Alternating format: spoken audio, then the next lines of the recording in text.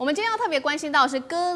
哥都里共和國現在突然間冒出頭，他是誰呢？他其實是在泰國跟緬甸邊境突然間冒出他自己稱要獨立的一個新國家。那在這個此刻，我們也來看到的是中國大陸的軍警則是高壓掌控整個電詐的核心，能夠成功控制住嗎？這個新政權又能夠撐多久？其實呢，中國大陸或許會決定他的生死。今天我們要來特別關注到的就是緬甸的反政府軍，本來是克倫民族聯盟的這個已故領袖的兒子哦，他叫做奈爾達妙。1月5號這天，他就宣布了說，他要正式的脫離緬甸，成立剛剛我們特別提到的這個地方哥都里共和國。那他也說呢，他是這邊的一個首任總統，他其實是原來的緬甸反政府軍的這個兒子哦。那麼我們來看到的是，這個共和國他現在要獨立哦。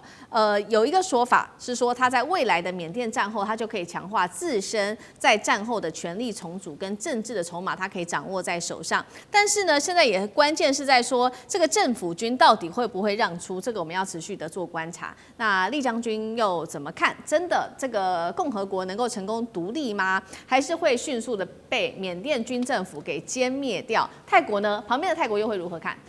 緬甸這個國家啊，你可以說它是國中有邦，邦中有派，是一種性質的一個國家。所以它對於各邦來講，它不見得都能夠都服氣它，都能夠有效的管理。甚至有些邦來講，等於是已經是半獨立的狀態。但這些邦裡面又各自有各自的民族武裝組織。我們光講這個哥都里共和國，它是屬於克倫邦的這個位置。那克倫邦裡面自己本身就有很多的民族武裝組織，包括我們講索其都，包括講的是這個哥都里，另外還有一些像佛教組織的派系，它也各自有各自武裝啊。有時候這合中有分，分中有合，互相也是派系互相的攻打，或者是互相的整合，所以這个哥都里它这個是不可能真的能夠宣布成一個正式的一個國家，因為你要正式成一個國家有4個基本條件。第一個，你要有永久的人口，但你現在人口並不統一啊，你只是克倫邦裡面的一個組織，一個民間組織而已，並沒有哪些人是你確實的國民，是沒有固定的人口。第二個來講的話，你的領土也沒有界定，你領土你不要說你們克倫邦跟這個緬甸軍政府有沒有分，你自己克倫邦裡面各個這種民族武裝組織，你就沒辦法去劃分界土。另外來講的話，你這個政府就靠你們這幾個人，我覺得並不形成一個政府。一個政府包括內政、外交這個財政等等相關的，你也都沒有。最後來講，沒有一個國家會承認你一個國家，你最起碼要獲得國際上面有關的友邦承認嘛，那沒有一個國家會承認。所以這個只是它一個政治上一個口號，只是在一個過程中一個連一個也成不了氣候。那我這邊說明一下，為什麼哥都里這個共和國會突然冒出來說他要獨立呢？我覺得跟妙瓦底這個地方被這個詐騙集團被剿滅有關。大家都知道妙瓦底這個詐騙集團一定是在這個緬甸的軍政府，也就是敏昂萊他們的默許之下，在這邊運作，你才有可能那麼囂張嘛。那你說他們沒有奉獻好處給敏昂萊這個軍政府嗎？我是不相信的。那不然的話，敏昂萊為什麼會包庇他？敏昂萊為什麼會任命這個地方的頭頭叫索其都，而且給他擔任一個邊防軍司令？他並不是真的軍人哦，只是因為他是這個地方一個這種他的武裝組織，那你就以政府的官銜給他任命他當地方這個所謂邊防司令。所以很明顯的，敏昂萊跟這個妙瓦底的詐騙組織一定彼此有互相勾連。那現在好了，當中國來講要開始打詐的時候，那第一個當然這個動到的就是敏昂萊的既得利益嘛，因為你敏昂萊你不得不這個做一些動作，讓中國能夠服氣，不然中國絕對不服啊！你詐騙都是我中國人民啊，所以敏昂萊也對妙瓦底地區的很多的所謂詐騙集團不管是做樣子還是真的，他也炸了好幾棟的建築物也對這個地方實施剿滅。那在這種狀況之下，這些地方的頭頭當然就不服氣啊！我本來我還奉獻交錢給你的，你現在居然回過頭來打我，在這種狀況之下，那我就宣布獨立。我覺得這種可能性，因為這個原因宣布可能性的這個可能性居高了哈。但是我們看這個奈爾達廟它是不是就能夠建國？你要知道，你光你自己邦裡面你都擺不平，你後面還有一些頭頭呢，你光克倫邦裡面還有一些頭頭，你都擺不平，你怎麼可能在那邊說自己就成立一個共和國？所以我覺得這件事情從頭到尾只是凸顯出來緬甸軍政府它在它的統治權這個崩潰之前各地方的民間武裝組織，他們這個各自這個表達他們自己權利的一個機會那利用機會，我宣布共和國成立，那以借此在往後能夠獲得更多的這種獨立，或者是自治，或者是擴充他軍備的一個方式而已啊。但是事實上是不可能是真的有一個成立一個共和國的。好，所以我們看到就在此刻，可以說是緬甸自己內部派系的各種武装組織，許多的武裝組織就崛起。但是重點是我們也來觀察一下，他宣布在這邊成立國家，剛剛說嘛很困難，真的要成立一個國家，但是呢，重點是他還剛好卡在泰緬這個最亂、最黑、最敏感的地帶，因為他其實要成立新國家的地方是在電詐產業的一個核心地帶，包括了說，妙瓦底在這裡 ，KK 園區也在這裡，還有太倉園區也在這裡。這裡過去除了有很多的地方軍閥之外，那中國大陸過去也曾經會同當地的緬甸跟泰國政府一起來打妙瓦底這邊，清除了 KK 園區等等。接下來中國會怎麼樣處理在詐騙園區這邊的事情？跟這個泰國跟緬甸一起合作還可以成型嗎？那北京會怎麼看這個新政權？委員又怎麼看？对，之所以會在這裡宣布成立所謂的哥都里共和國，就是因為看準了這是一個三不管地帶嘛，他就看準了這個地方非常的亂反正呢，我先成立一個共和國，那麼不管哪一方的勢力要來處理，恐怕短時間之內也不是一件容易的事情。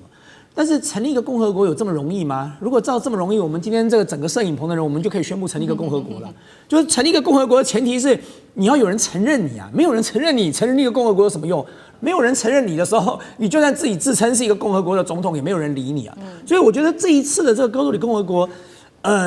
只能夠很直白的說一句就是山賊土匪占地為王，然後自己稱王的那種感覺，就自己當總統當得爽。但是我也不認為國際社會有任何一個國家會去支持他。那你更不要提到說他過去跟電詐集團可能有千絲萬縷的關係，在任何的角度，在國際政治的角度、國際法的角度、在道德的角度上，都不可能有任何一個國家政府會承認這個共和國的。所以這個共和國最後就是一個笑話了。那你說，這是不是代表中國大陸就很難再聯合緬甸政府去打詐了？我覺得不會因為一個不被承認的哥都里共和國，說穿了就繼續就是克倫民主這個聯盟啊，就一樣的名字，只是換個招牌、換面旗幟，人馬都是一樣的，地盤也在那裡啊。所以只要中國大陸跟緬甸政府談好了，或者他施的壓力夠大，那麼緬甸的政府軍必須要交出一些成績單。那麼當然，接下來的各式各樣的清剿行動仍然會全面的展開的，因為畢竟現在詐騙的行為實在太過於嚴重了就是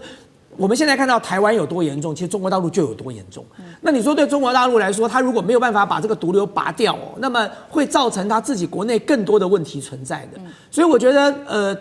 畢竟台灣不，這個中國大陸不是台灣，台灣現在只能夠這個隔海罵兩句，我們也不能夠派兵，我們也沒有任何的國際影響力。但是中國大陸它對東南亞是有一定的影響力的，更何況它對緬甸軍政府還有一定的交情跟管道在所以在這個情況之下，我認為這個所謂的成立共和國是無法阻止中國大陸打詐決心落實的可能的啦。這只是喊一喊自己喊得爽而已了。好，同樣的問題，將軍又怎麼看？我認為這個只是一個游擊隊的地方勢力，對，它沒有辦法構成一個國家的條件。怎麼可？全世界人類有史以來沒有一個國家是靠打詐建國的，因為靠實力建國，哪有靠打詐建國？這個奈爾達廟，他是繼承他爸爸的這些勢力，然後現在要成立一個在就是這個禮拜1月5號要成立的克倫民主聯盟的，然後就變成了這一個哥都里共和國。那在那個地方，只是一個割地為王、占地為王的一個山寨而已。他總共的這些游擊隊，通通加起來7000人，你能夠跟緬甸的政府軍能夠相抗衡？不可能，因為他唯一的條件就是說，他在緬甸的東北方，他過去東邊就是泰國，他給這個緬甸政府如果對他突擊、對他轟炸或什麼，他可以向泰國這邊撤退，那泰國會有警戒啊。那第二個，因為緬甸內戰從2次大戰完畢之後，緬甸建國都沒有停過，16股地方勢力啊，他為什麼要宣布他的那個哥杜里共和國？因為前面還有很多的黨呢，他在後面。緬甸政府军你要從仰光出發，你要一路往北打，先打其他的这游擊隊，他躲在後面，他認為他相對的安全。但是我們知道啊，兵法上有說啊，要廣積糧，高築牆，緩稱王。他廣積糧也沒有，高築牆也沒有，就先稱王。這個就是個軍事上的戰略的敗筆。你以為靠7000人槍就夠了？7000人槍是不夠的，沒辦法跟緬甸還有空軍呢。他認為他又可以用 AI 有機器人有這無人機，那只是一個地方的這個軍事武力而已，沒有辦法形成氣候。我認為他是一個自嗨，然後感覺到他是個國家，是個首領，是個他已經自封總統了。他的這個奈爾達妙說他是哥杜里共和國的總統，他已經宣布是總統哦。對。那但我認為只是自嗨而已，這個並沒有辦法能夠承認一個實質的國家。全世界沒有靠打仗可以建立國家的，不可能。你的疆域、你的政府呢？你的教育制度呢？通通沒有啊！你怎麼走？所以我認為只是一個自嗨而已。好，謝謝將軍。那我們休息一下，馬上回來。地緣政治、內中之爭、戰略價值、強權崛起、小國生存，現在與未來都